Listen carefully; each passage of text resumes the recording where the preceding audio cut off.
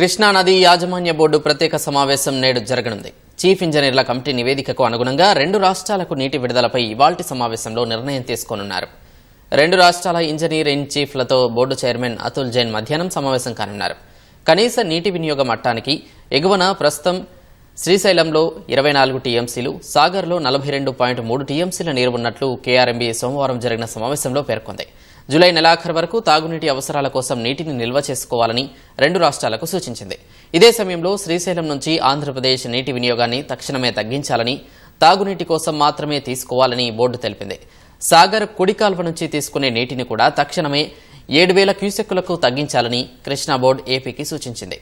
ప్రస్తుతం ఉన్న పంటలను దృష్టిలో పెట్టుకుని ఫిబ్రవరి నుంచి ఏప్రిల్ వరకు సాగునీటి అవసరాలపై 2 రాష్ట్రాల చీఫ్ ఇంజనీర్లు ఉమ్మడిగా నివేదిక సమర్పించాలని కేఆర్ఎంబీ సూచించింది. మే నెలాఖరు వరకు తాగునీటి అవసరాల ప్రణాళిక కూడా అందులో ఉండాలని పేర్కొంది. సీఈల నివేదిక ఆధారంగా ఇవాల్టి సమావేశంలో 2 రాష్ట్రాలకు నీటి విడుదల విషయమై కృష్ణా బోర్డు నిర్ణయం తీసుకోనుంది.